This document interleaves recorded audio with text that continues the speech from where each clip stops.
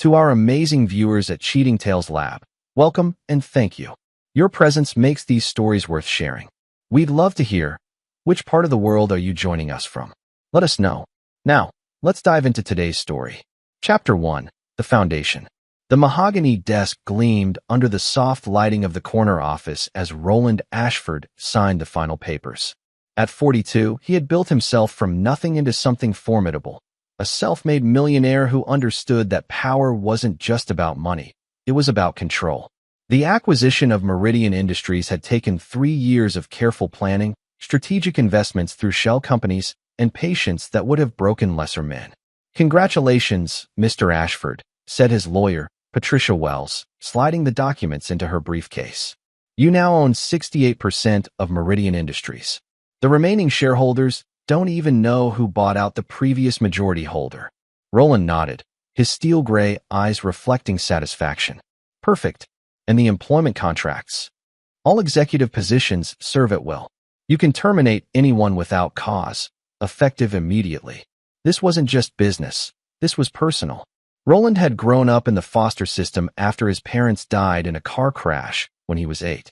He'd learned early that loyalty was rare and betrayal was common. By 15, he was already working construction jobs, lying about his age. By 25, he'd started his first company with money saved from years of 18-hour days. By 35, he'd sold it for $50 million. That's when he met Cassandra. Cassandra Holloway had been working as an event coordinator for the luxury hotel where Roland's company held its acquisition celebration.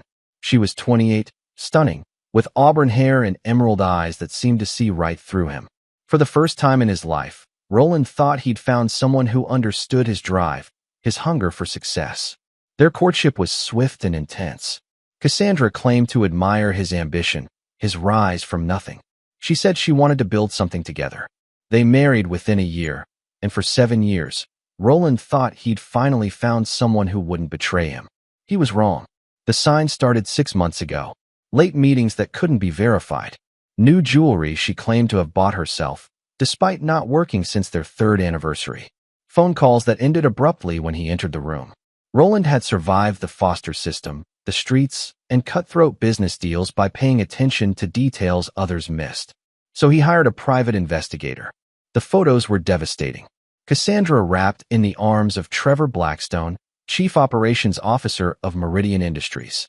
The same Trevor who had been Roland's fraternity brother at State University, the one person from his past he'd maintained contact with over the years.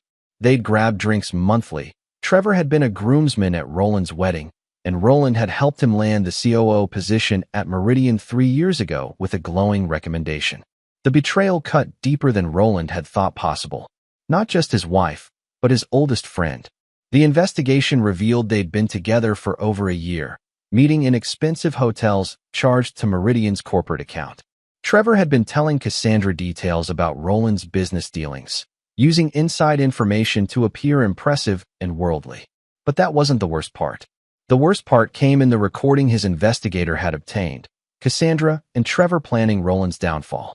Trevor had discovered Roland's shell company investments in Meridian and planned to expose them to the board, claiming conflict of interest. They wanted Roland's reputation destroyed so Cassandra could divorce him and take half his assets while Trevor climbed the corporate ladder. "He's so paranoid about betrayal," Cassandra had laughed on the recording. If only he knew his biggest fear was coming true right under his nose. Roland had listened to that recording 3 times before making his decision. Some people forgave. Some people forgot. Roland didn't either. Now, staring out at the Seattle skyline from his new office in the Meridian building, Roland allowed himself a cold smile. Trevor had no idea that his plan to expose Roland had actually accelerated Roland's timeline for the acquisition. The shell companies Trevor thought he'd discovered were decoys. Roland had 6 others that had been steadily buying Meridian stock for 2 years. His phone buzzed. "Cassandra. Hey honey, running late tonight. Big project at the community center." Another lie. His investigator had confirmed she'd be at the 4 Seasons with Trevor until at least midnight. "No problem. Take your time. Love you," she said, the words dripping with false sincerity. "I know exactly how much," Roland replied, hanging up. Tomorrow was Christmas Eve. Tomorrow, he would begin collecting what was owed. Chapter 2. The Christmas Gift. The Christmas Eve snow fell softly outside their Queen and mansion as Roland sat in his study, reviewing the final details of his plan. At exactly 6 p.m., Cassandra would return home from her community center project, actually a romantic dinner with Trevor at Chez Laurent. She'd shower, change into the red dress she thought he hadn't noticed was new, and prepare to give him his Christmas gift. Roland had prepared a gift of his own. His phone rang. Miranda Foster, his head of security and the only person who knew the full scope of his plan. "Everything's in place," she said. Miranda was ex-military, had served 2 tours overseas before becoming a private investigator. Roland had hired her 5 years ago after she'd exposed a competitor's industrial espionage. "The recording equipment is installed in your home office. The cameras in the living room are active. Trevor's resignation letter is drafted and ready to be filed with HR the moment you give the word." "And the other matter?" Dr. Henley confirmed the timeline. "The medical issue we discussed will manifest naturally within 48 hours of exposure. Completely untraceable. Looks like stress-induced symptoms. He'll be incapacitated for several weeks minimum." Roland smiled grimly. Dr. Henley owed Roland a significant favor. Roland had quietly paid for the doctor's daughter's experimental cancer treatment last year when insurance wouldn't cover it. Sometimes investments in people paid dividends in unexpected ways. "Perfect. And Lisa? She's prepared to testify about the harassment whenever you need her to." Lisa Chen worked in Meridian's accounting department. Trevor had been pursuing her aggressively for months, using his position to create uncomfortable situations. She'd been afraid to report it until Miranda approached her last week, offering both protection and justice. The front door opened. Roland checked his watch. 6:03 p.m. Cassandra was running late, probably because she'd spent extra time saying goodbye to Trevor. "Roland." Her voice carried through the house, artificially bright. "I'm home." He found her in the kitchen, hanging up her coat. Her hair was slightly mussed despite the lack of wind outside, and her lipstick had been reapplied recently, but imperfectly. 7 years of marriage had taught him to read these signs. "How was the community center?" he asked, wrapping his arms around her from behind. "Oh, you know, the usual drama. Mrs. Patterson thinks the Christmas decoration budget is too extravagant." The lie rolled off her tongue so smoothly that Roland almost admired her skill. "Poor baby. You must be exhausted." "Actually, I feel energized. The holidays always do that to me." She turned in his arms, smiling up at him. For a moment, he could see the woman he'd fallen in love with, and he felt a flicker of something that might have been regret. Then he remembered the recording of her laughing about his paranoia. "I have something special planned for tonight," she said, her eyes sparkling with anticipation. "But first, let me shower and change. Take your time. I'll be in my study." An hour later, Cassandra appeared in the doorway wearing the red dress. Silk. Expensive, definitely not purchased with her allowance. She held a small wrapped box in her hands. "Merry Christmas, darling," she said, settling onto the leather sofa across from his desk. Roland accepted the gift, noting how her hands trembled slightly. Nerves or excitement about what she thought was coming. Inside the box was a money clip, sterling silver, engraved with his initials. Tasteful, personal, and costing exactly the amount he'd expect from someone trying to appear thoughtful without spending real money. "It's beautiful," he said. "Thank you." "Open it," she said, practically bouncing with anticipation. Inside the money clip was a single $5 bill. "I know it seems strange," Cassandra said, her voice taking on a tone he'd never heard before. Cruel, almost mocking. "But I thought you should have something to remember your failures by." Roland's blood went cold, but he kept his expression neutral. "I'm not sure I understand." "Oh, I think you do." She stood up, pacing to the window. "You think you're so smart, so successful. But you're nothing, Roland. A foster kid who got lucky and thinks he deserves respect." "Cassandra, did you really think I didn't know about your pathetic little spy games? Hiring investigators to follow me? I've known for months." She spun around, her face transformed by malice. "Trevor told me you'd probably figure it out eventually. You're so paranoid about betrayal because deep down, you know you're not worth being loyal to." Roland felt something cold and final settle in his chest. This wasn't the woman he'd married. This was someone who had been wearing a mask for 7 years and had finally decided to remove it. "You see, darling," she continued, moving closer to his desk, "Trevor is about to be promoted to CEO, of Meridian. He's been documenting your little shell company scheme for months. By New Year's, your reputation will be destroyed, and I'll file for divorce.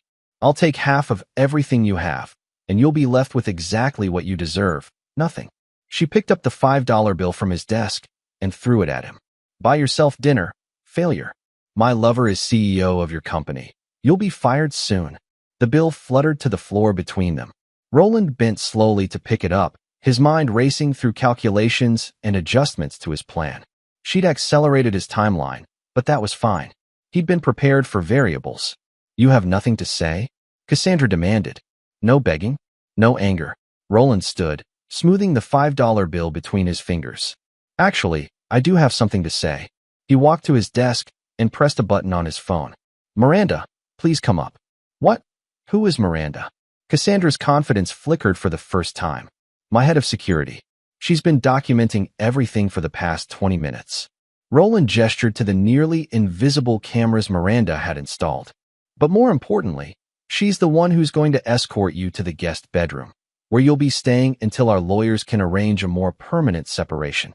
The door opened and Miranda entered, tall, composed, with the bearing of someone accustomed to handling dangerous situations. Mrs. Ashford, Miranda said politely, if you'll come with me. You can't do this. Cassandra's voice rose to a shriek. You can't keep me prisoner in my own house. It's not your house, Roland said quietly. It's mine. Purchased before our marriage. Never added your name to the deed. You're a guest who's overstayed her welcome. Trevor will. Trevor will what? Come rescue you. Roland smiled for the first time since she'd entered the room. I'm afraid Trevor is going to be quite busy tomorrow. You see, he's just been promoted to unemployed. Cassandra's face went white. What are you talking about? I bought Meridian Industries last week. 68% ownership. Trevor serves at my discretion, and as of tomorrow morning, I no longer require his services. The color drained completely from Cassandra's face as the implications hit her. That's impossible. He would have known. He knew what I wanted him to know. Just like you've known what I wanted you to know. Roland walked around his desk, stopping inches from her. You made one critical error, Cassandra. You assumed I was the same person you met 7 years ago. Someone who could be blindsided. Someone who didn't prepare for betrayal. You can't. This is illegal. Nothing I've done is illegal. I bought a company. I fired an employee. I asked my wife to leave my house after she threw money at me and called me a failure. Roland's voice was completely calm, which somehow made it more terrifying. The question is, what have you and Trevor done that might be illegal? Corporate espionage, perhaps? Theft of confidential information? We'll find out. Miranda stepped forward. Ma'am, your bags are packed and in the guest room. You have 15 minutes to collect any personal items you can't live without. Everything else will be inventoried and returned through your attorney. As Miranda escorted a stunned Cassandra from the room, Roland's phone buzzed. A text from an unknown number. What did you do? She's not answering her phone. What did you do? Roland smiled and typed back. Hello, Trevor. We need to talk. Chapter 3, The Reckoning. Christmas morning dawned gray and cold as Roland walked through the empty halls of Meridian Industries. The building was deserted except for security, giving him the privacy he needed for what came next. His footsteps echoed off the polished floors as he made his way to Trevor's corner office. Trevor was already there, slumped in his chair with his head in his hands. At 43, he looked older, stress lines carved deep around his eyes, his usually immaculate appearance disheveled. When he looked up at Roland, his face was a mixture of desperation and disbelief. 7 years, Trevor said, his voice hoarse. 7 years you've been planning this. Actually, only 2, Roland replied, settling into the chair across from Trevor's desk. The first 5 years, I trusted you. Fascinating how quickly things can change when you discover who people really are. Trevor's hands shook as he reached for a coffee mug that was already empty. How long have you known? About you and Cassandra? 6 months. About your plan to destroy me? 3 months. About the fact that you've been systematically undermining my other business relationships while positioning yourself as my successor? 18 months. The color drained from Trevor's face. What are you talking about? Roland pulled out a thick folder and set it on the desk between them. Miranda is very thorough. Did you really think your conversations with Harrison McBride about my instability wouldn't get back to me? Or your suggestions to the Yamamoto group that I was overextended and unreliable? Trevor's mouth opened and closed like a fish out of water. Harrison McBride ran the largest construction firm in the Pacific Northwest, a key partner in several of Roland's projects. The Yamamoto Group controlled crucial shipping contracts for Roland's import business. You've been systematically poisoning my professional relationships for over a year, Roland continued, setting yourself up as the stable alternative when I inevitably fell. You weren't just betraying me personally, Trevor. You were destroying my livelihood. Roland, listen. I'm not finished. Roland's voice cut through Trevor's protests like a blade. 3 days ago, you called Senator Williams's office and suggested they investigate my campaign contributions for irregularities. Yesterday, you contacted the state licensing board with concerns about my construction permits. Trevor's face went ashen. How could you possibly know that? Because Senator Williams is a friend, and the licensing board chairman plays golf with my attorney. They called me directly. Roland leaned forward. You weren't content to steal my wife, Trevor. You wanted to destroy everything I'd built. Make me dependent on you for survival. That's not. I never meant. What you meant is irrelevant. What you did is fact. Roland opened the folder and spread out photographs. Bank records showing suspicious transfers from accounts you control to competitors bidding against my projects. Phone records documenting your coordination with my rivals. Email trails proving you've been sharing confidential information about my strategies and financial positions. Trevor stared at the evidence, his hands trembling visibly now. You can't prove criminal intent. I don't need to prove criminal intent. I just need to destroy you. Roland's voice was completely calm, which made it infinitely more menacing. You see, Trevor, you made the same mistake Cassandra did. You assumed I was someone who could be manipulated, controlled, eliminated. You forgot that I survived things that would have broken you before I was 15 years old. Roland stood and walked to the window overlooking the city. Let me tell you what's going to happen. In approximately 30 minutes, security will escort you from this building. Your corporate credit cards have been canceled, your company car has been repossessed, and your stock options have been forfeited due to violation of your ethics clause. You can't. I'm not finished. Roland turned back to face him. Your apartment lease was guaranteed by Meridian Industries. That guarantee has been revoked, effective immediately. Your membership at the country club was a corporate benefit, also revoked. The loan for your Porsche was co-signed by the company. We've called it in. Trevor's face was now completely white. Roland, please. The medical insurance that covers your mother's cancer treatments? Corporate benefit. The private school tuition for your daughter that you couldn't afford on your salary? Corporate scholarship program.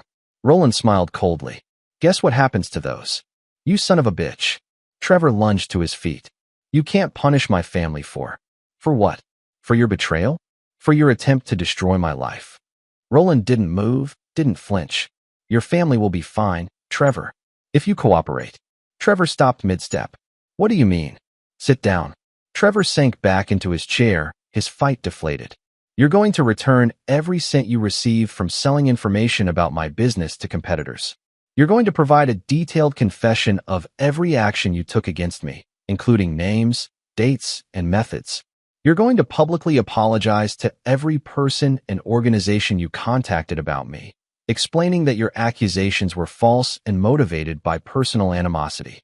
And if I do all that, then I won't pursue criminal charges for corporate espionage, theft of trade secrets, and conspiracy. Your mother will keep her insurance through Cobra. Your daughter will finish the school year on scholarship. You'll have 90 days to find new employment before I start making calls to ensure you never work in this industry again. Trevor's hands covered his face. How did you become so cruel? I learned from the best, Roland replied. Life taught me that mercy is weakness, and weakness invites more betrayal. You and Cassandra taught me that even love doesn't prevent people from trying to destroy you. The office door opened and Miranda entered, followed by 2 security guards. Mr. Blackstone, she said formally, you have 10 minutes to collect personal items from your office. Corporate property remains here. As the security guards flanked Trevor, Roland's phone rang. Cassandra's number. Where is he? She demanded before Roland could speak. Trevor's not answering his phone. He's not at his apartment. He's right here, Roland said calmly. Would you like to speak with him? He handed the phone to Trevor. Cass, listen to me. He owns the company. He fired me. The apartment's gone. The car's gone. Everything's gone. Trevor's voice cracked. We're finished. Roland could hear Cassandra screaming through the phone, but Trevor just stared at the device before handing it back. She hung up, Trevor said quietly. Of course she did. You're no longer useful to her. Roland slipped the phone into his pocket. Let this be a lesson, Trevor. The people who help you betray others will eventually betray you too. As security escorted Trevor from the office, Miranda handed Roland another folder. The additional items you requested, she said. Dr. Henley's report on Trevor's stress-induced condition should manifest within 48 hours. Lisa Chen's harassment complaint has been filed with HR and the police. The private investigator's photos of Trevor and Mrs. Ashford have been sent to Trevor's ex-wife's attorney. She's requested an emergency hearing to modify his custody arrangement. Roland nodded, feeling the pieces fall into place with satisfying precision. And Cassandra? She's been calling the house every hour since last night. When she couldn't reach Trevor, she tried to return home. The locks have been changed, and security has instructions not to admit her. Her attorney called this morning. Apparently, she wants to negotiate. There's nothing to negotiate. The prenup is ironclad. She gets nothing. She claims you can't enforce it because you concealed assets. Roland smiled grimly. The assets I concealed were acquired after her betrayal began. The timeline will show that my acquisition of Meridian was a direct response to discovering her affair. Any judge will see it as protective action, not deception. As they walked through the empty building toward the elevator, Roland felt something he hadn't experienced in months. Peace. Not happiness. He wasn't sure he'd ever feel that again, but the calm satisfaction of justice served. What's next? Miranda asked. Now we wait, Roland said. Trevor will confess because he has no choice. Cassandra will try to fight the prenup and lose. And I will rebuild my life without the burden of people I thought I could trust.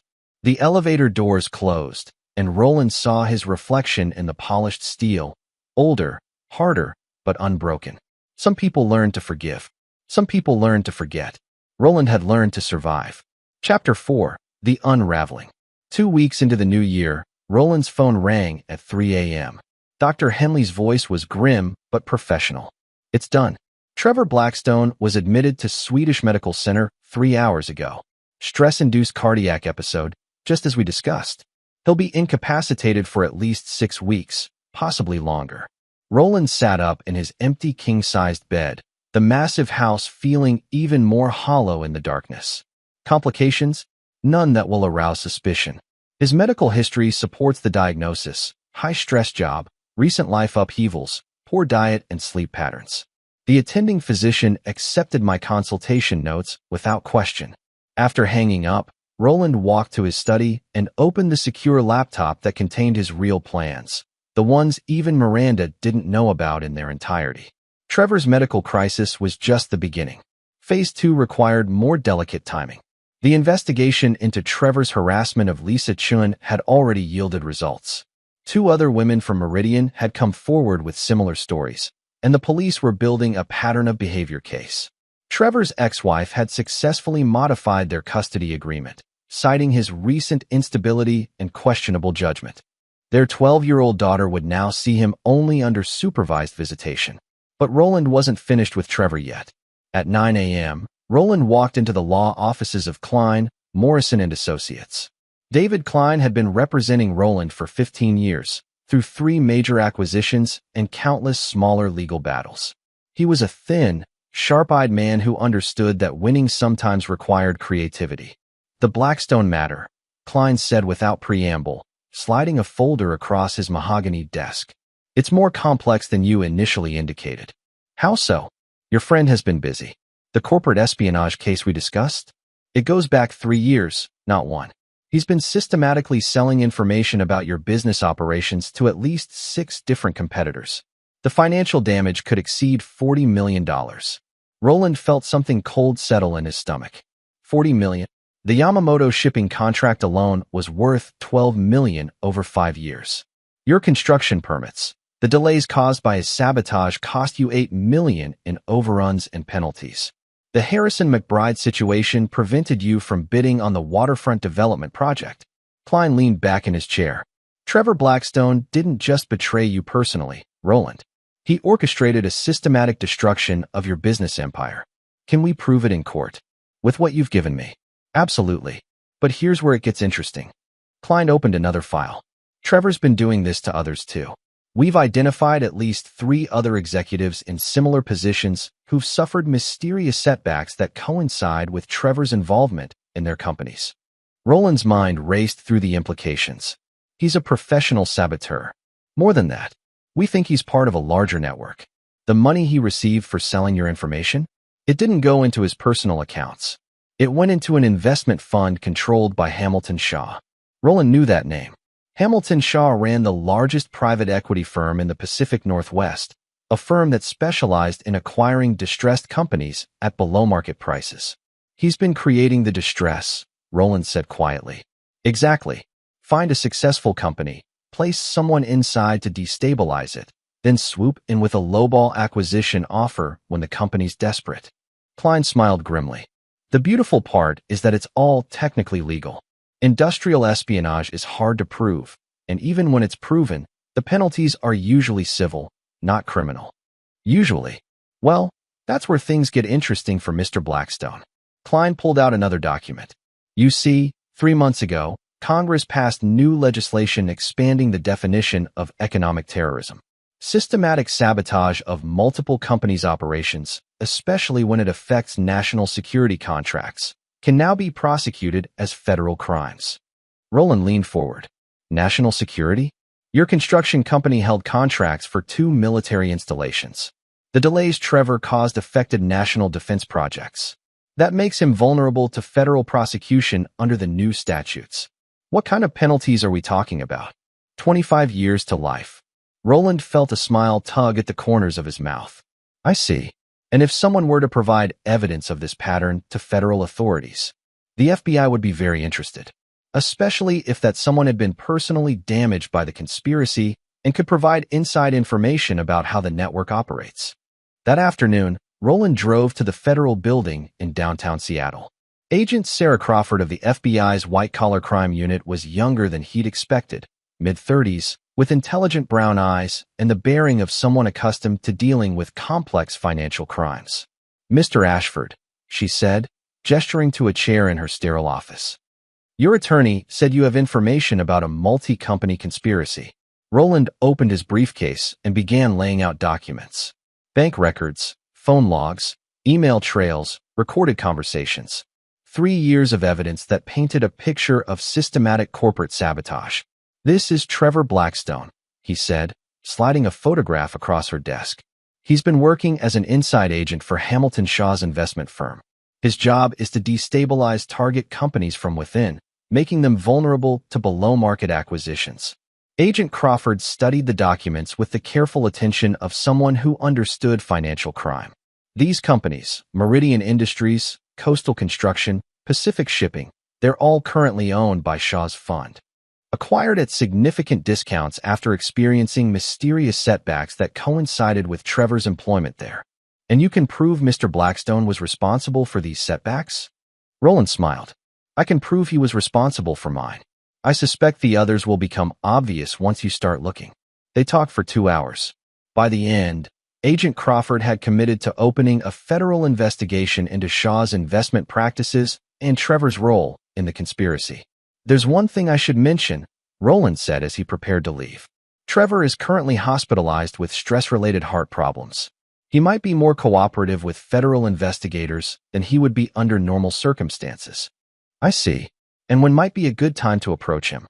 I'd suggest soon, before he recovers enough to contact his lawyers. That evening, Roland returned to his empty mansion and poured himself a glass of 30-year-old Macallan.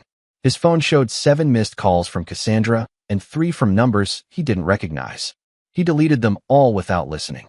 At 9 p.m., Miranda called with an update. Trevor's been moved to a private room. Hospital security confirmed he has no visitors except for his ex-wife and daughter. His lawyer tried to see him, but Trevor refused the meeting. Interesting.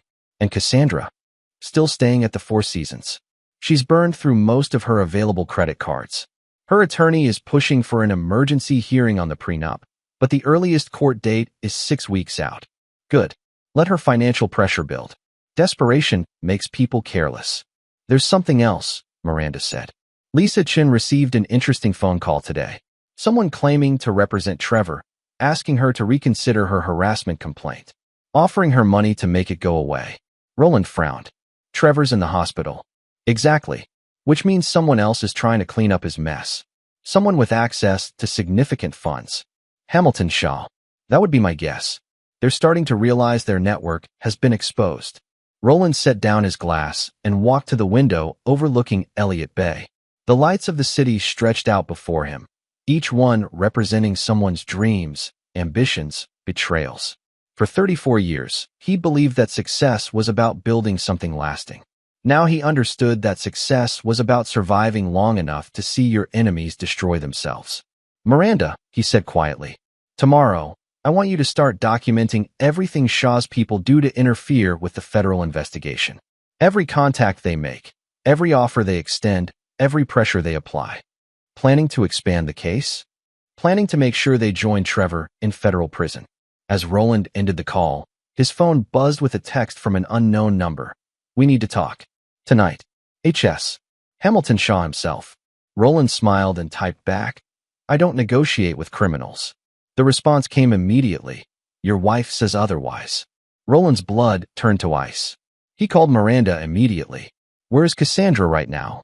I'll check with the surveillance team. The line went quiet for several seconds. Roland, she's not at the hotel. Her credit card shows charges at a restaurant in Bellevue 2 hours ago, but there's been no activity since then. Find her, Roland said, his voice deadly calm. Find her now. Chapter 5, The Counterstrike.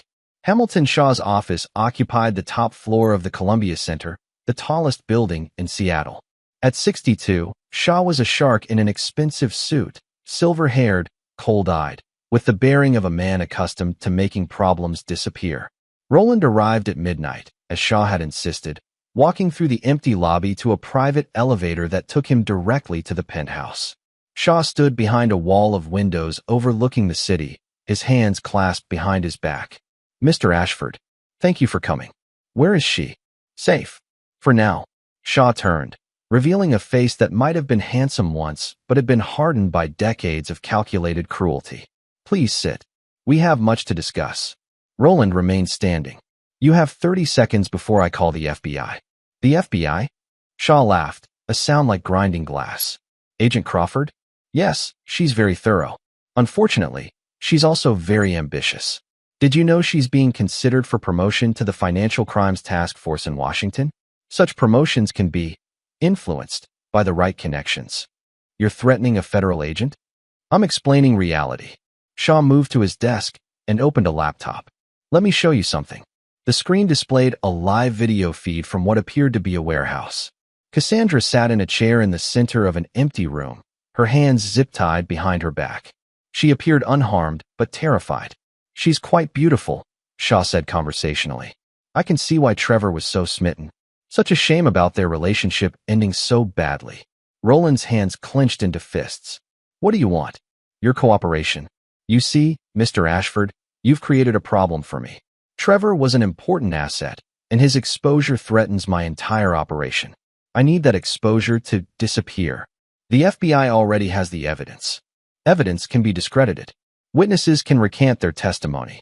Federal investigations can be redirected to less threatening targets. Shaw closed the laptop. But I need your help to make that happen. I won't help you. Oh, I think you will. Shaw pressed a button on his desk, and the office door opened. 2 large men in dark suits entered, taking positions on either side of Roland. You see, your wife has become quite talkative since our associates collected her. She's told us some fascinating things about your business practices. Roland felt ice in his veins, such as the shell companies you used to acquire Meridian Industries, the investigation you hired to spy on her and Trevor, the mysterious illness that befell Trevor just days after he was fired. Shaw smiled coldly. Your wife believes you're capable of far more than the FBI suspects. She's lying. Perhaps. But federal investigators might find her allegations compelling enough to expand their inquiry. How would your other business holdings fare under that level of scrutiny? Roland calculated rapidly. Shaw was right. A federal investigation into Roland's business empire would expose practices that, while legal, would destroy his reputation and several profitable operations. What do you want me to do? Simple. You're going to call Agent Crawford and tell her you've reconsidered your allegations against Trevor. You're going to explain that your evidence was taken out of context, that you were acting out of personal animosity rather than legitimate concern about criminal activity. And if I refuse? Shaw gestured toward the laptop. Your wife suffers the consequences. And then you'll face federal charges for conspiracy, witness intimidation, and possibly accessory to whatever happens to Trevor in the hospital. Roland stared at the screen showing Cassandra's terrified face. The woman who had betrayed him, humiliated him, tried to destroy him. The woman who had thrown $5 at him and called him a failure. How do I know you'll release her if I cooperate? You don't. But you know what will happen if you don't. Roland pulled out his phone and stared at Agent Crawford's number. Every instinct screamed at him not to make this call, not to let Shaw win. But looking at Cassandra's face on the screen, he felt something he hadn't expected. Responsibility. She had betrayed him, but she was still his wife. And despite everything, some part of him couldn't let her die for her mistakes. He started to dial. Wait, Shaw said, holding up a hand. There's one more thing. Trevor needs to disappear permanently. Heart attack, medical complications, tragic but not suspicious. Dr. Henley has been very cooperative so far, but we need to ensure his continued silence. You want me to kill Trevor? I want you to ensure he can never testify against my organization. How you accomplish that is up to you. Roland's finger hovered over the call button. In that moment, he understood that Shaw had made a critical error. The man was so accustomed to controlling people through fear and manipulation that he'd forgotten a basic truth. Cornering a dangerous animal didn't make it helpless, it made it desperate. And Roland had learned long ago that desperate men were capable of anything. All right, Roland said quietly. I'll make the call. He dialed Agent Crawford's number. When she answered, her voice was alert despite the late hour. Agent Crawford? This is Roland Ashford. I need to see you immediately. There's been a development in the Blackstone case. What kind of development? The kind that changes everything. Can you meet me at your office in an hour? Shaw smiled triumphantly as Roland ended the call. Excellent. Now, about Trevor. Already handled, Roland said. Dr. Henley has been very cooperative, as you mentioned. Good. And you understand that your wife's safety depends on your continued cooperation. Completely. Shaw gestured to his security men, who stepped aside to let Roland pass. I'm glad we could reach an understanding, Mr. Ashford. I look forward to a long and profitable relationship. As Roland walked toward the elevator, he allowed himself a cold smile. Hamilton Shaw was about to learn the difference between fear and fury, between controlling someone and awakening something that should have been left alone. The war wasn't over. It was just beginning. Chapter 6. The Perfect Storm.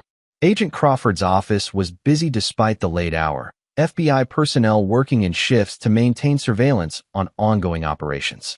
Roland arrived exactly 60 minutes after his call, carrying a briefcase and wearing an expression of grim determination. Mr. Ashford, Crawford said, gesturing him into her office. You said there was a development? Hamilton Shaw kidnapped my wife 3 hours ago. Crawford's eyes sharpened immediately. Explain. Roland opened his briefcase and pulled out his phone, showing her the recording app he'd activated during his meeting with Shaw. Everything we discussed was recorded. Shaw has Cassandra in an undisclosed location and is demanding I recant my testimony against Trevor Blackstone in exchange for her safety. You recorded your conversation with Shaw?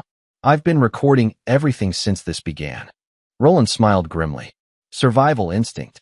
Crawford listened to the entire 40-minute recording, her expression growing darker with each revelation. Shaw's threats against a federal agent, his admission of running a criminal conspiracy, his demand that Roland arrange Trevor's death, all of it captured in crystal-clear audio. This is enough to bring Shaw down, she said when the recording ended. But we need to move fast. If he realizes you've played him, he won't realize anything for several hours.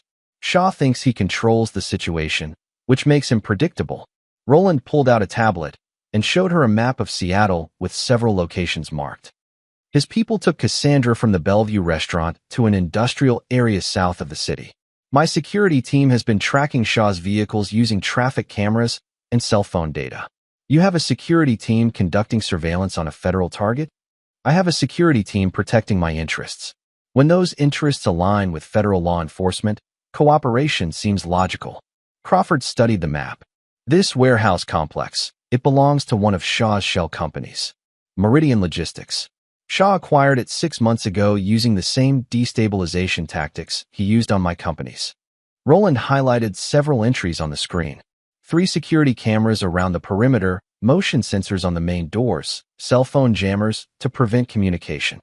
How do you know all this? Because I own the security company that installed the system. Shaw hired us through intermediaries, not realizing he was paying me to spy on his own operation. Crawford leaned back in her chair, a smile playing at the corners of her mouth. You've been planning this. I've been preparing for contingencies. Shaw's move tonight wasn't unexpected. It was inevitable. Roland closed the tablet. But we have a narrow window to act. Shaw expects me to call him in 2 hours with confirmation that I've recanted my testimony. When that call doesn't come, he'll realize he's been played. What do you propose? A simultaneous operation. Your team moves on the warehouse to rescue Cassandra and arrest Shaw's security personnel. My team moves on Shaw himself at his office, where he's waiting for my surrender. Your team? Mr. Ashford, this is a federal investigation. With respect, Agent Crawford, Shaw threatened to kill my wife and demanded I arrange a murder. That makes this personal as well as professional. Roland's voice carried the cold edge of absolute determination. I'm not suggesting vigilante justice. I'm suggesting we coordinate our efforts to ensure Shaw can't escape or destroy evidence while you're focused on the rescue operation. Crawford considered this for several moments. What aren't you telling me? Trevor Blackstone is dead. The words hung in the air like a physical presence. Crawford's face went completely still. Explain. Heart attack, 20 minutes ago. Dr. Henley called me on the way here. Roland's expression revealed nothing. Medical complications from his stress-induced cardiac episode. Tragic, but not suspicious, as Shaw requested. You killed him. Trevor was dying anyway. The stress, the legal pressure, the destruction of his life. His heart couldn't handle it. Dr. Henley simply didn't fight as hard as he might have to save him. Crawford stared at him for a long moment. That's murder, Mr. Ashford. That's justice. Trevor destroyed dozens of companies and hundreds of lives over 3 years. He stole $40 million from me personally and was planning to destroy my marriage as collateral damage. Roland leaned forward. But more importantly, his death complicates Shaw's position. Without Trevor alive to testify about the conspiracy, Shaw's entire network becomes vulnerable to federal prosecution. How so? Trevor was the only person who could identify all the other inside agents Shaw has placed in target companies. With him dead, those agents are now loose ends. People who can implicate Shaw, but whom Shaw can no longer protect through Trevor's testimony. Crawford's phone buzzed. She answered on speaker. Crawford here. Agent Crawford, this is Dr. Henley at Swedish Medical Center. I need to report a suspicious death. Trevor Blackstone died of cardiac arrest 30 minutes ago, but there are some irregularities in his medical chart that concern me. Crawford's eyes never left Roland's face. What kind of irregularities? Someone altered his medication schedule without authorization. The drugs that were administered could have accelerated his heart failure, but they would be nearly impossible to detect in a standard autopsy. Dr. Henley, Roland said calmly, this is Roland Ashford. We met last year when you treated my charity foundation's medical clinic. Mr. Ashford? I'm confused. Agent Crawford, why is he? Dr. Henley, Crawford interrupted. I need you to secure Trevor Blackstone's medical records immediately. Federal agents will be there within the hour to collect them. After ending the call, Crawford turned back to Roland. You're under arrest for... No, Roland said quietly. I'm not. He pulled out another recording device and pressed play. Shaw's voice filled the room. Trevor needs to disappear permanently. Heart attack, medical complications, tragic but not suspicious. Dr. Henley has been very cooperative so far, but we need to ensure his continued silence. Shaw ordered Trevor's death, Roland continued. I simply ensured that order was carried out in a way that would provide evidence of his criminal conspiracy. Dr. Henley will testify that Shaw's people have been pressuring him for weeks to accommodate Trevor's medical needs. Crawford sat back, her mind clearly racing through the legal implications. This entire conversation has been designed to manipulate me into taking specific actions. This entire conversation has been designed to give you the evidence you need to dismantle Shaw's organization and rescue my wife. Roland stood up. The question is, Are you more interested in prosecuting me for methods or Shaw for crimes? Crawford's phone rang again. This time, she answered without putting it on speaker, but Roland could hear enough to understand. Shaw's warehouse was being evacuated, and multiple vehicles were leaving the industrial complex. He's moving her, Crawford said after hanging up. Then we're out of time. Roland headed for the door. My security team is positioned to intercept those vehicles. Your agents can arrest Shaw and secure the warehouse evidence. But we need to move now, before Shaw realizes his entire operation has been compromised. As they rushed toward the elevator, Crawford grabbed Roland's arm. If this goes wrong, if your wife dies because of your games, then I'll have learned the final lesson about trusting people, Roland replied. But Shaw will still be in federal prison, his network will still be destroyed, and justice will still be served. The elevator doors opened, and they stepped inside together, federal agent and criminal mastermind, united in purpose if not in method. Outside, Seattle's winter night was about to become much more dangerous. Chapter 7. The Endgame. The warehouse district south of Seattle was a maze of industrial buildings and empty lots, perfect terrain for what Miranda called controlled chaos. Roland's security team had positioned themselves at 6 different points around the complex, cutting off all escape routes while maintaining sight lines for federal surveillance. Roland sat in the passenger seat of Miranda's tactical van, watching thermal imaging displays that showed 17 people moving through the warehouse where Cassandra was being held. Shaw's security team was preparing to evacuate, but they didn't know their escape routes had been compromised. FBI units are in position, Miranda reported through her headset. Agent Crawford's team has the main building surrounded. Shaw's still in his office downtown. Apparently, he thinks he's controlling this situation remotely. Roland's phone buzzed with a text from Shaw. Status report. Need confirmation of FBI contact within 15 minutes or consequences begin. Roland typed back. Crawford convinced. Recanting testimony tomorrow. Need more time to arrange Trevor's situation. The response was immediate. Good. Your wife will be released once Trevor is dead and federal investigation is closed. Roland smiled grimly and showed the text to Miranda. He's still convinced he's in charge. That's about to change, she replied, pressing her finger to her earpiece. All units, we have movement. Multiple vehicles starting engines. Through the van's bulletproof windows, Roland could see the warehouse complex beginning to stir. Lights came on in several buildings, and the distant sound of engines echoed through the night air. His phone rang. Agent Crawford. We're moving in 30 seconds, she said without preamble. My team takes the main building where your wife is being held. Your people intercept the escape vehicles. Clean and simple. Understood. What about Shaw? Second team is moving on his office building now. He's trapped on the 62nd floor with nowhere to run. Roland felt a moment of satisfaction, followed immediately by concern. That's too easy. Shaw didn't survive 30 years in business by being predictable. What do you mean? Before Roland could answer, Miranda's voice crackled through the comm system. We have a problem. Thermal imaging shows the main building is empty. The heat signatures we've been tracking are artificial, probably space heaters arranged to mimic human movement. Where is she? Roland demanded. Miranda's fingers flew over her keyboard, pulling up traffic camera feeds and cell phone tower data. I'm checking, got it. 3 vehicles left the complex 20 minutes ago, before we arrived. They're not evacuating now. They evacuated hours ago. Roland's blood turned to ice. Shaw played us. Agent Crawford's voice came through the phone, tense with realization.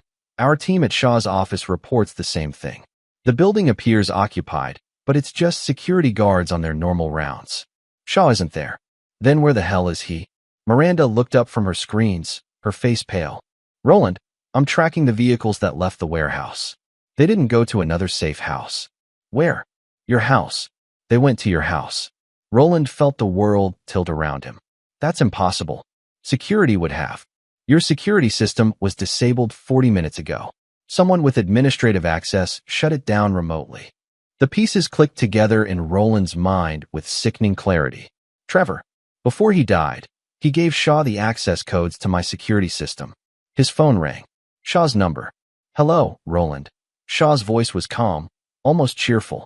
I trust you're enjoying your wild goose chase. Where is my wife? Safe and sound in your own home. Specifically, your study. where we've been having a fascinating conversation about your business practices. Roland closed his eyes, forcing himself to think clearly. What do you want? I want you to come home, Roland. Alone. No security team, no federal agents, no recording devices. Just you, walking through your front door like the domesticated husband you used to be. And if I refuse, then your wife dies, and I release evidence that will implicate you in Trevor's murder, corporate fraud, and conspiracy to commit federal crimes. Your business empire collapses, your reputation is destroyed, and you spend the rest of your life in federal prison. You're bluffing about the evidence. Am I? Your wife has been very chatty about your recent activities. The shell companies, the hired investigators, the mysterious Dr. Henley who's been so helpful with medical emergencies. Shaw's laugh was like grinding metal. She's actually quite proud of how ruthless you've become. Says it reminds her of the man she married. Roland felt something cold and final settle in his chest. You made one mistake, Shaw. Oh, what's that? You assumed I still care whether she lives or dies. The line went silent for several seconds. Excuse me. Cassandra betrayed me. She tried to destroy my life, my business, everything I'd built. She threw money at me and called me a failure. Roland's voice was completely calm. Why would I risk everything to save someone who hates me? Because she's your wife. She's my enemy. Just like Trevor was. Just like you are. Roland smiled into the phone. The difference is, Trevor is dead, and soon you will be too. You're bluffing. No one is that cold. Ask Trevor. Oh wait, you can't. Shaw's voice took on a desperate edge. I'll kill her. I'll kill her right now if you don't. Go ahead, Roland interrupted. You'll be doing me a favor. Cassandra's death makes my divorce much simpler, and her life insurance policy will more than compensate for my legal fees. Miranda stared at him in shock, but Roland held up a finger, signaling her to stay quiet. You're insane, Shaw whispered. I'm practical. You see, Shaw, you made the same mistake everyone else makes. You assumed I was still the same person who could be controlled through emotional manipulation. But that person died the moment I discovered my wife's betrayal. Roland could hear Shaw breathing heavily through the phone, the sound of a man whose entire plan had just collapsed. Now, Roland continued, let me tell you what's going to happen. Federal agents are going to surround my house within the next 10 minutes. You're going to surrender peacefully, and you're going to spend the rest of your life in federal prison. What happens to Cassandra is entirely up to you. This isn't over. Yes, it is. Roland hung up and turned to Miranda. Get Agent Crawford on the line. Tell her to move on my house immediately. Roland, Miranda said quietly. Did you mean what you just said? About not caring if Cassandra dies? Roland looked out at the empty warehouse complex, thinking about the 7 years he'd spent believing in love, loyalty, and the possibility of trusting another person completely. I meant every word, he said. The man who loved Cassandra Ashford died the night she threw money at me. What Shaw doesn't understand is that he's not negotiating with a husband trying to save his wife. Then what is he negotiating with? Roland's smile was colder than the Seattle winter. A predator who's tired of playing with his food. Chapter 8, The Reckoning. Roland's mansion sat on 3 acres of manicured grounds in Queen and, surrounded by high walls and sophisticated security systems that were now completely useless. Through night vision scopes from 3 blocks away, Roland watched federal agents take positions around his property while Shaw's people remained oblivious inside. Agent Crawford crouched beside him behind an FBI tactical van, studying the house through binoculars. Thermal imaging shows 4 people inside, 2 on the ground floor, 2 in your study on the 2nd level. Cassandra and Shaw in the study, 2 guards downstairs, Roland confirmed. Standard kidnapping protocol. Keep the hostage with the decision maker. Post sentries to watch for rescue attempts. How do you want to handle this? Roland pulled out his phone and showed Crawford a detailed floor plan of his house. There's a service tunnel that connects the basement to the wine cellar. It was installed by the previous owner for Prohibition-era smuggling. Shaw's people won't know about it because it's not on any official blueprints. You want to go in through the tunnel? I want you to create a distraction at the front door while I go in through the tunnel. Shaw expects either a SWAT assault or a negotiated surrender. He won't expect me to simply walk into my own study. Crawford studied his face in the dim light. This isn't about rescuing your wife, is it? No, Roland said quietly. It's about finishing what Shaw started. 20 minutes later, Roland emerged from the wine cellar into the darkened kitchen of his own home. The house felt different, violated, contaminated by the presence of people who didn't belong there. He could hear voices from the living room where Shaw's guards were positioned, and the faint sound of conversation from his study above. Moving with the silence he'd learned during years of navigating foster homes, where making noise brought unwanted attention, Roland climbed the servants' stairs to the second floor. The study door was closed, but he could hear Shaw's voice clearly. Remarkable how quickly people's loyalties shift when their survival is threatened. Your husband, for instance, he seemed genuinely attached to you until tonight. Roland doesn't give up on people. Cassandra's voice was defiant but shaky. He's not like you, isn't he? Let me play you something interesting. Through the door, Roland heard his own voice. She's my enemy. Just like Trevor was. Just like you are. Cassandra's gasp was audible even through the heavy wooden door. You see, Shaw continued, your husband has become exactly what I am. A man who values survival over sentiment. The difference is that I've been honest about it for 30 years, while he's just discovered his true nature. Roland tested the door handle. Unlocked. Shaw was confident in his position, surrounded by guards with his hostage secured. The kind of overconfidence that created opportunities. He doesn't mean it, Cassandra whispered. He's just trying to protect me. Is he? Then why hasn't he called back? Why haven't federal agents surrounded the house? Why am I receiving reports that he's withdrawn to a safe distance to wait for the outcome? Roland smiled grimly. Shaw's intelligence was flawed. The reports were false, fed through channels Roland had compromised months ago. Shaw thought he was monitoring Roland's actions, but he was actually seeing what Roland wanted him to see. The door opened silently on well-oiled hinges. Roland's study looked exactly as he'd left it, except for the two people sitting across from each other at his desk. Shaw sat in Roland's chair, relaxed and confident, while Cassandra sat in the guest chair with her hands zip-tied to the armrests. Neither of them noticed Roland standing in the doorway. The truth, Shaw was saying, is that your husband has realized what you discovered months ago, that sentiment is weakness. You married him for his money and status. He built his fortune by crushing competitors. Neither of you has room for genuine emotion. That's not true, Cassandra said, but her voice lacked conviction. Isn't it? You threw money at him on Christmas and called him a failure. You've been planning his destruction for over a year. You told me yourself that he disgusts you, that his need for loyalty and trust makes him pathetic. Roland stepped into the room. She told you correctly. Both Shaw and Cassandra spun toward him, Shaw reaching for a gun that Roland could see on the desk. I wouldn't, Roland said calmly. The federal agents outside have been waiting for you to make a threatening gesture. Shaw's hand froze halfway to the weapon. How did you? The house is surrounded by agents who've been in position for 20 minutes. Your guards downstairs are already in custody.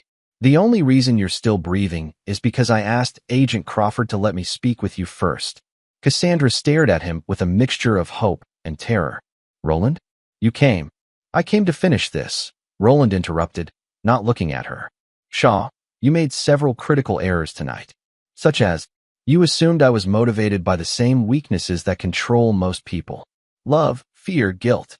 Roland moved closer to the desk, his movements deliberate and controlled. You never considered that some people are motivated by something much more dangerous, which is justice. Roland reached into his jacket and pulled out a small recording device, setting it on the desk between them. Trevor Blackstone's final confession, recorded 3 hours before he died. Names, dates, bank account numbers, the location of evidence you thought was destroyed. Everything. Shaw's face went pale. That's impossible. Trevor was loyal. Trevor was dying and wanted to ensure his daughter would be provided for. I offered him a trust fund in exchange for his cooperation. Roland smiled coldly. Amazing how quickly people's loyalties shift when their survival is threatened. You're lying. Roland pressed play on the device. Trevor's weak but clear voice filled the room. Hamilton Shaw recruited me in 2019 to infiltrate and destabilize target companies for acquisition. The network includes at least 30 other agents and companies across the Pacific Northwest. Evidence is stored in Safety Deposit Box 247 at First National Bank, registered under the name David Morrison. Shaw lunged for his gun, but Roland was faster. Years of surviving dangerous situations had taught him to anticipate violence, and he caught Shaw's wrist before the man could reach the weapon. Federal agents. Crawford's voice echoed through the house as footsteps pounded up the stairs. Drop your weapons and get on the ground. Shaw struggled against Roland's grip, desperation making him stronger than his age suggested. You don't understand. If I go down, I take dozens of people with me. Judges, politicians, business leaders. Good, Roland said, applying pressure to Shaw's wrist until the man cried out. The more corruption you expose, the cleaner the system becomes. The study door burst open as federal agents flooded in, weapons drawn. Agent Crawford took in the scene, Roland restraining Shaw while Cassandra sat tied to her chair and began barking orders to her team. As agents secured Shaw and cut Cassandra's restraints, Roland walked to the window overlooking his grounds. Emergency vehicles filled his driveway, their flashing lights painting the winter night in reds and blues. Roland, Cassandra's voice was tentative as she approached him. I heard what you said on the phone, but I know you didn't mean it. You came for me. Roland turned to face her, and she stepped back at the cold emptiness in his eyes. I came to end this, he said quietly. You just happened to be here. What do you mean? I mean our marriage is over, Cassandra. Has been since the night you threw money at me. Roland gestured toward Agent Crawford, who was supervising Shaw's arrest. Agent Crawford will need your statement about Shaw's threats and actions tonight. After that, you're free to go. Go where? This is my home. This is my house. You lost the right to call it home when you decided to destroy our marriage. Roland walked past her toward the door. Your belongings are already packed. They'll be delivered to whatever address you provide my attorney. Roland, please. I made mistakes, but we can work through this. He stopped in the doorway without turning around. Some mistakes are unforgivable, Cassandra. Betraying someone who loved you completely is one of them. As federal agents led Shaw away in handcuffs and paramedics checked Cassandra for injuries, Roland descended the stairs of his empty house. The violation of his sanctuary was complete. Shaw's presence had contaminated the last place where he'd felt safe. Outside, Agent Crawford intercepted him as he walked toward his car. Where are you going? She asked. Away, Roland replied. This house is no longer my home. This city is no longer my sanctuary. Time to start over somewhere new. What about your business empire? Your holdings here? Roland looked back at the mansion where he'd spent 7 years believing in love and loyalty. Sell it all. Liquidate everything. I'll start fresh somewhere that doesn't remind me of my failures. Your failures? Roland, you just exposed the largest corporate espionage network in Pacific Northwest history. You're a hero. Roland smiled sadly. Heroes save people, Agent Crawford. All I did was destroy my enemies. There's a difference. As he drove away from the mansion for the last time, Roland felt something he hadn't experienced in months. Freedom. The man who had loved Cassandra Ashford was truly dead now, and the man who had replaced him was unencumbered by trust, loyalty, or the naive belief that people were fundamentally good. He was finally free to become exactly what the world had taught him to be, a predator who never forgave and never forgot. Chapter 9. Phoenix Rising. 6 months later, Roland stood on the deck of his new home overlooking Monterey Bay, watching the Pacific waves crash against the rocky coastline. The California mansion was smaller than his Seattle home, but more defensible, situated on a cliff with only one access road and a state-of-the-art security system designed by military contractors.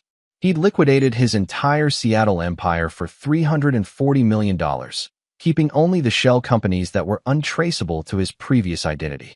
In California, he was Robert Cross, venture capitalist and technology investor, a man with no past and unlimited potential for the future. His phone buzzed with the morning briefing from Miranda, who had relocated to San Francisco to oversee his new operations. Shaw's trial had begun 3 weeks ago, with federal prosecutors calling it the largest corporate espionage case in American history. 27 executives had been arrested, 6 judges were under investigation, and the economic damage was estimated at over $2 billion. Trevor Blackstone was officially listed as the conspiracy's first victim, a dedicated employee who had discovered the network and been murdered for his honesty. Only Roland, Miranda, and Dr. Henley knew the truth, and Dr. Henley had been relocated to a private practice in Switzerland with a very generous severance package. The Seattle media had portrayed Roland as a hero, the businessman who had risked everything to expose corruption and save his kidnapped wife. That narrative suited him perfectly, as it obscured his true nature behind a facade of moral righteousness. A knock at his door interrupted his morning reflection. Miranda entered carrying a tablet and wearing the expression she reserved for particularly interesting developments. 3 items, she said without preamble. Shaw's organization had deeper roots than we thought. Our investigation has uncovered similar networks in Portland, San Francisco, and Los Angeles. The FBI wants to hire you as a consultant to help expose them. Roland smiled. Becoming a government contractor does appeal to me. What's the second item? Cassandra filed for bankruptcy last week. Turns out her divorce attorney was charging premium rates for a case he knew was unwinnable. She's lost the 4-season suite, her credit cards are maxed out, and she's been staying at a women's shelter in Seattle. Unfortunate. And the third item? Miranda hesitated. She's pregnant. Roland set down his coffee cup and turned to face her fully. Explain. Medical records indicate she's 12 weeks along. Timing suggests Trevor was the father, which means the child has no legitimate claim on your estate even if she were still legally your wife. Which she isn't. Divorce was finalized 3 weeks ago. The prenup held completely. She received exactly nothing. Roland walked to the window, processing this information. Cassandra pregnant with Trevor's child, destitute and alone, raising the offspring of 2 people who had tried to destroy him. Does she know we know? Unclear. She's been trying to contact you through various intermediaries, lawyers, mutual acquaintances, even a private investigator. All requests have been blocked per your instructions. Good. Maintain that isolation. Roland, Miranda said carefully, there's something else. The child, regardless of paternity, it's innocent of its parents' crimes. Roland considered this for several moments. Some men might feel pity for an unborn child. Some men might see an opportunity for redemption, a chance to break the cycle of betrayal and revenge. Roland was not one of those men. The child is Cassandra's problem, he said finally. She made choices that led to this situation. She can live with the consequences. And if she contacts you directly, shows up here, then you'll remind her that I don't negotiate with people who have betrayed me. Once.